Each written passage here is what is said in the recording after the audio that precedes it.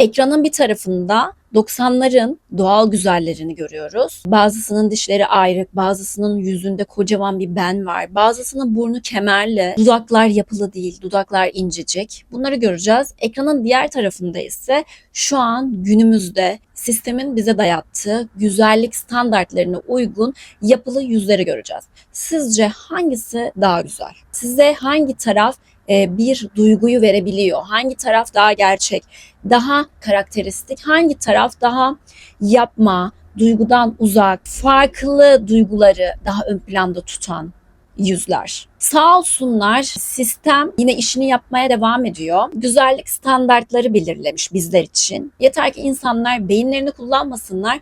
Güzellikleri bile, güzellik standartını bile biz sizin için belirliyoruz. Her sene bir trend çıkartıyoruz. Her sene dudağınızın, gözünüzün, kaşınızın, burnunuzun şekli bu şekilde olmalı. Siz bırakın, hiç düşünmeyin.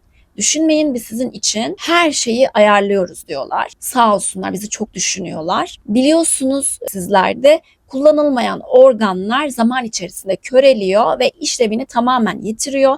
Zaten insanlık olarak en az kullandığımız organlardan bir tanesi beyin. Bizim için düşündükleri için artık ona da ihtiyacımız kalmadı. İnsanlar bu yapılı yüzlere bakarak kendilerini eksik ve kusurlu hissediyorlar ama hiç üzülmeyin.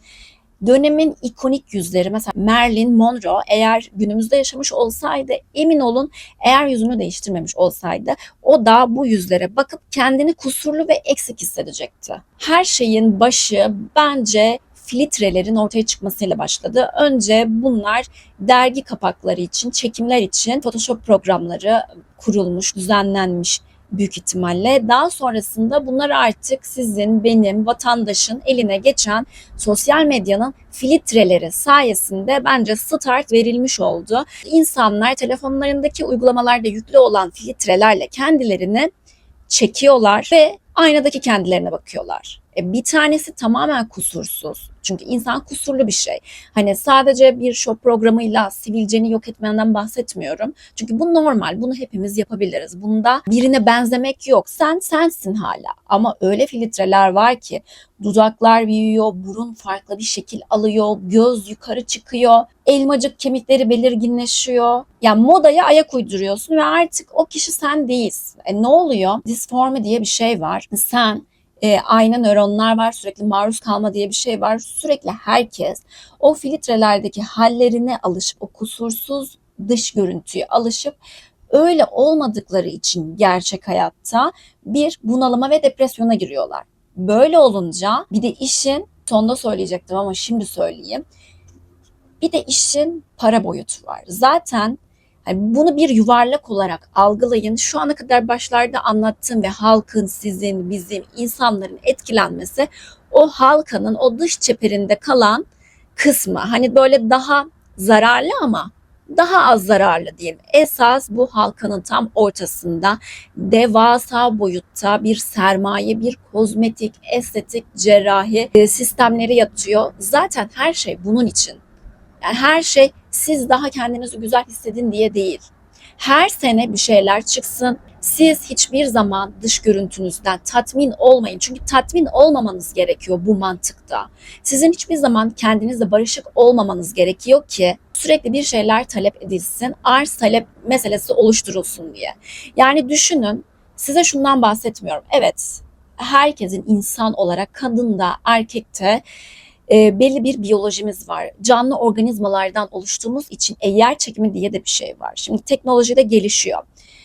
Derinleşen çukurlara dolgular belli ölçülerde yapılması veya yüzde kolajenin, artık kolajen de vücudumuzda bir süre sonra daha az salgılanmaya başlayacak. Zaten yediğimiz, içtiğimiz, stresli hayatımızdan dolayı da artık dış görüntümüz ciddi anlamda etkilenmiş durumda. Teknolojinin bazı nimetlerinden ufak tefek faydalanmakta bir sıkıntı olduğunu düşünmüyorum. Ama benim bahsettiğim boyut artık kişi kendi olmaktan çıkıyor. Kişi elbise değiştirir gibi, nasıl elbiselerde bile, ki o da tehlikeli bir şey, her sene bir moda çıkıyor. Bunda da elmacık kemiği modası, fox eyes modası, burun, ince burun, kalkık burun, Dudak ayrı bir organizma oldu zaten insanların yüzünde. Bunların sadece beğenilme uğruna kişinin kendini o standarta oturtması, daha çok talep görmesi için belli bir bambaşka bir kişiye dönüştürmesinden bahsediyorum. Çünkü insan olarak gerçekten de hiçbir zaman dozumuz yok. Sistem de zaten sürekli bize bunu veriyor. Hani vardır ya, böyle şeytanın kulağa vesvese vermesi terimi, tabiri vardır ya. Evet, artık bizim kulaklarımıza vesvese sürekli veriliyor. Ya eskiden nedir? Konudan uzaklaşmak istemiyorum ama o mantığı, o felsefeyi anlatmak istiyorum size. Hiçbir şeyin göründüğü gibi masum olmadığını ve her şeyin insanları sömürüp insanlara bir talep yaratmak için düzenlendiğini ve birçok kişinin de bunun farkında olmayıp bu sistemin böyle en kuvvetli, en önde giden destekçilerinden bilinçsizce olmasının mantığından bahsediyorum. İnsanlar evini, kapısını kapatır, dışarıdaki tehlikelerden uzaklaşır, değil mi? Her şeyi dışarıda bırakırsınız. Artık telefonlar sayesinde o vesveseler senin 7-24 hani uyanık olduğun her anda seninle birlikte. Güzellik standartlarından bahsediyorduk ya. Bakıyorsun telefonuna, sosyal medyaya giriyorsun. Herkes çok güzel, herkes kusursuz. İşte bu kusursuzluk tehlikeli bir şey. Ya hepimizin vücudunda, hepimizin yüzünde kusurlar vardır, olur. Evet, dediğim gibi onu sen bir kapatıcıyla kapatırsın. Kirpiklerin daha açıktır. Kirpiklerine siyah bir rimel sürersin. O gözünü ön plana çıkartırsın. Makyaj diye bir şey var. Bunu kullanırsın. Bunlardan bahsetmediğimi anlamanız için bu detayları ayrıca veriyorum. İnsanların kendine öz değeri, öz saygısı kalmadı. Sürekli o kişi olmak istiyorlar. İşte o kişi. Ama işte o kişiler sürekli değişiyor. Ve sen bedenini ve kendini sürekli değiştirmek zorunda ve bu sisteme sürekli para harcamak zorundasın. İnsanlar hani yüzünü, kaşını, gözünü, burnunu geçin. İnsanlar artık genital organlarına bile estetik yaptırıyorlar. İnanabiliyor musunuz? Genital organlara bile estetik yaptırıyor insanlar. Hiçbir karakteristik özellik yok. Herkes aynı. Sosyal medyada bütün kadınlar aynı. Bütün oyuncular aynı. Artık bir kişi olarak var olmuyorsun. İşte burada derin bir sorun ve bir felsefe yatıyor. Çünkü duygular da bir yerden sonra aynı sentetik, aynı yapılı hale geliyor. Sana önce bir kusur yaratmak zorundalar. Bu sistem sana önce bir kusur yaratıyor. Sana önce filtreleri verdiler. Sen o filtrelerde daha güzel olduğunu gördün. Bu da normal. Filtrede daha güzel olduğunu gördün. Baktın kendin öyle değilsin. Ne yapıyorsun? Depresyona giriyorsun. Ne yapıyorsun? Hemen kendini düzeltecek, o filtredeki o kadın olmak için estetik operasyonlara girişiyorsun. Bunun sonu yok. Çünkü bu sonsuz bir döngü. Bu döngünün içerisinde hapsolmuşsun. Ve sisteme sürekli para vermek zorundasın. Daha güzel, daha iyi, daha olmak için sisteme para vermek zorundasın. Ben insanlardaki artık bu hali şöyle görüyorum. Size videonun başında demiştim ya, insanlar artık beyinlerini kullanmıyor. Çünkü her şey sistem tarafından zaten onlara hazır olarak veriliyor. Bu onlar için de iyi bir şey. Çünkü beyin düşünmek için enerji sarf ediyor. En az şekilde düşünmek beynin de işine geliyor. Senin de işine geliyor. Düşünmene gerek yok. Sanki şöyle hayal ediyorum artık insanları. Hani bilim kurgu filminde bir yol olduğunu düşünüyorum. Son teknolojilerle böyle hani vardır ya, tünelin sonundaki o ışık, öldüğü düşünülen insanların hani bir öbür tarafa gittim geldim tünelin sonundaki ışığı gördüm diye bir tabir vardır ya. Öyle bir yol olduğunu düşünüyorum. Her şey ama böyle teknolojik ve çok parlak bir yol. İnsanların gözleri kapalı, ellerini böyle uzata o tünelin sonuna ulaşmaya çalışıyorlar. O tünelin sonuna da bir türlü ulaşamıyorlar, ulaşamayacaklar. Çünkü o tünel kendini tekrarlıyor ve düşünmelerine gerek olmadan o şekilde bomboş bir ömür ile artık vücutları pes edene kadar, organizmaları, hücreleri ölene kadar o sistemin içerisinde devam ediyorlar. İnsanın kendini güzel görmek istemesinde hiçbir sıkıntı yok. Hiçbir sıkıntı yok. Hepimiz kendimizi güzel görmek istiyoruz. Kendimize değer veriyoruz. Zaten hani öz bakımıyla veya dış görünüşüyle hiç ilgilenmemek bir depresyon belirtisi aslında. Depresyondaki insanlar dış görüntüleriyle hiç ilgilenmezler. Depresyondaki insanlar öz bakımlarını yapmazlar. Ama burada her şeyin aşırısı var. Aşırı duygular, aşırı kusursuzluk hali. İşin şu tarafı da var. Diyorum ya size, altında aslında çok farklı felsefeler, çok farklı dayatmalar var. Ben aynı zamanda klinik pilates eğitmeniyim, sağlıkçı olmamın yanı sıra. 2,5 sene güzel bir yerde çalıştım ve bu çalıştığım yerde hani belli bir maddi durumu belli, hani üst seviyede insanlar geliyordu. Ben sağlıkçıyım özünde ve ben işe bu boyutta bakarım.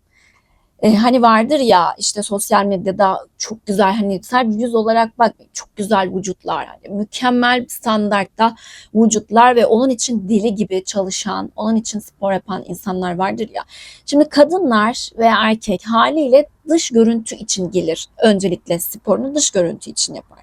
Ve bazı insanlar artık bunu dediğim gibi dış onaylanma için takıntı haline getirmiş insanlar da çok fazlaydı. Yani %95 diyebilirim. Ve ben her zaman ilk seansta onlara şunu söylerdim. Siz aslında buraya sağlık için geliyorsunuz. Sağlık, vücudunuz o hantallıktan kurtarmak, daha zinde olmak için geliyorsunuz ki aynı zamanda spor yapmak zihni de temizleyen, zihni daha disipline eden bir şey. Ruh beden bütünlüğü için geliyorsunuz. Dış görüntü zaten ikincil, üçüncül. Hedef o zaten olacak ama ana felsefe bu değil. İşte ben de böyle bir insanın, bir şeyin felsefesini kafamda oturtmak isterim. Oturttuktan sonra onu yapabilirim, onu tamamlayabilirim. O felsefeyi oturtamazsam onun sonuna getiremiyorum. Ve insanlara, bana gelen insanlara sürekli bunu aşılamaya çalıştım. Ya evet, hani bak, osteoporoz nedir? Kireçlenme zaten her insanda yaşlı olan bir şey. Sen bağlarını, kaslarını kuvvetlendireceksin ki eklemlerini daha iyi taşıyabilirsin. Daha iyi bir postür, yani duruş elde edip kendi bedenine saygından dolayı bu sporu yapıyorsun ve aynı zamanda da zihinsel sağlığını koruyorsun ama vücudun da şekillenecek zaten bunun sonrasında. Bu felsefeyi vermeye çalıştım ama şimdi insanlar popo yaptırıyor. Neden? Çünkü insanlar vücutlarını beğenmeyebilir, daha fit, daha güzel gözükmek isteyebilir. Bundan yana bir sıkıntı yok. Ama gidip bir vücudun şekillenmesi, hani işte bir görüntü için bir ay, o da haftada 3 gün spor yapıyorsanız ve beslenmenize dikkat ediyorsanız, çünkü bu meşakkatli bir yolculuk. Her güzel şeyin muhakkak bir bedeli oluyor. Hayat böyle bir şey maalesef. Alma verme dengesi var. Güzel şeyler emek istiyor. İnsanlar bunu yapmak istemiyor. 2. ay, 3. aydan sonra artık bir şeyler istediğin forma, istediğin yola giriyor. İnsanlar bunu neden yapsın? Parası varsa paramı veririm, güzelleşirim, istediğim vücuda, istediğim yüze sahip olabilirim diyor. Bu mantığı da insanlara veriyor. İnsanlar artık hiçbir şey için çabalamak istemiyor. İnsanlar beyinlerini ve beden güçlerini bir şeyler için kullanmak istemiyorlar. İnsanlar bir verip 10 almak istiyorlar. Bu mantığı da dayatıyor. Hani sadece güzellik algısı. İşte bize ne? İsteyen istediği yüzü yaptırsın, isteyen istediği gibi dudak yaptırsın diyoruz ama bunun arkasında dayatılan ve bunun dezavantajları, işte yani bakın, size bir sürü şey saydım ve bir sürü şeyi de unutmuşumdur. Hazırcılık, kolaycılık da veriyor. Konuyla birebir alakalı değil ama yine de bir ucundan bağlayacağım için söylüyorum. Bu aralar iç benliğime yatırım yapacak bir şeyler izliyorum, dinliyorum, okuyorum.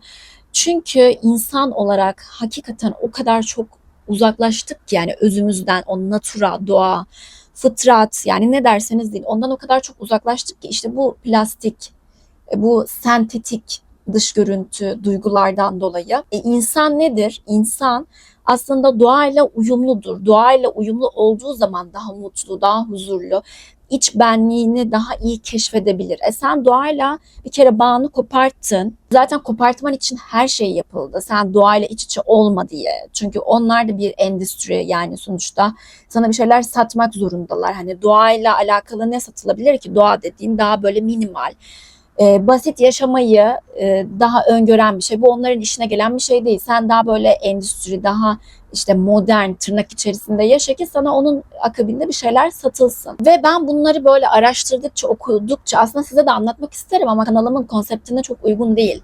Kanalımın konseptinden birazcık saptığım zaman algoritma maalesef ki beni çok öteye götürüyor ve izlenmelerim de çok düşüyor. Bu tarz konulardan size bahsetmek istiyorum ama birazcık daha zamanı var. Bir süre sonra artık konseptten de anlatsam bile artık belli bir kitle oturduktan sonra videolar daha da yaygınlaştığı için konseptin dışına çıkmakta sıkıntı olmayacak. Ama şununla bağlamak için söylüyorum size bunu, şununla bağlamak için anlatıyorum. O kadar özümüzden uzaklaştık ki ben böyle hissediyorum. Hani ben böyle hissediyorum derken kendimi alıp yüksek, yani sizden ayrı bir yere koymuyorum. Hani sorgulayan bir insan profiliyim. Birçok kişiye, sizler de öylesiniz, birçok kişiden ayrılan özelliğimiz bu. Sorguluyoruz. Görününün arkasındaki esas o görünmeyen karanlığı, o bize dayatılanı görüyoruz.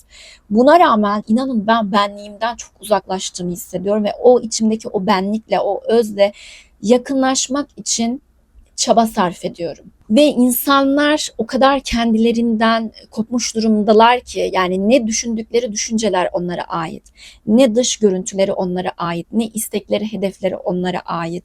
Hiçbir şey onlara ait değil. Her şey sistemin onlardan ne istiyorsa o şekilde düşünmeleri yönünde düzenlenmiş durumda.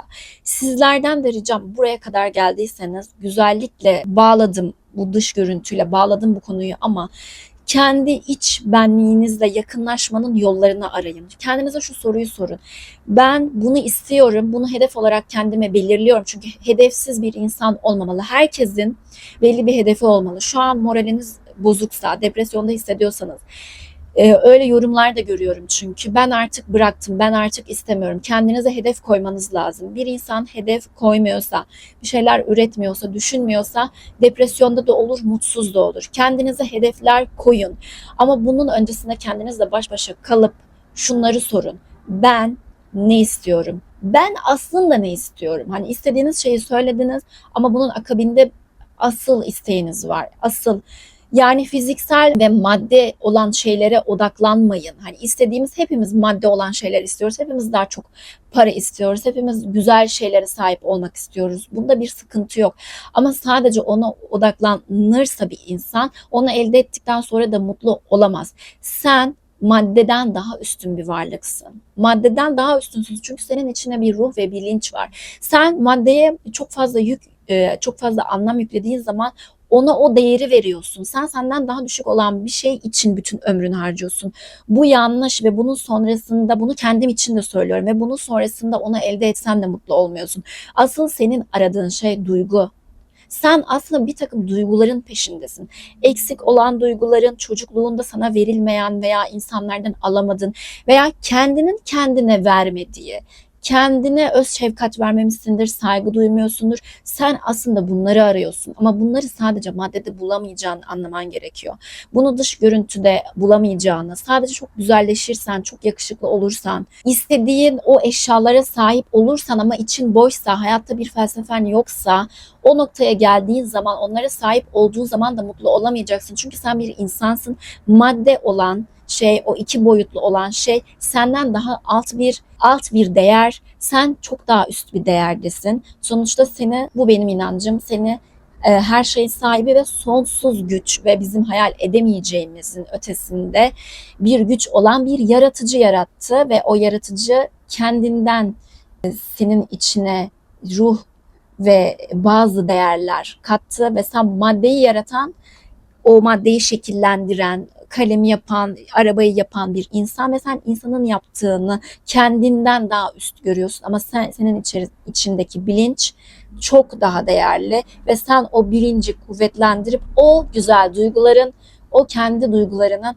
peşinden koşup doğayla iç içe olmak zorundasın. Buraya kadar dinlediğin için teşekkür ederim. Bugün artık kendin için bir şeyler yap, sistem için değil. Bir sonraki videoda görüşmek üzere.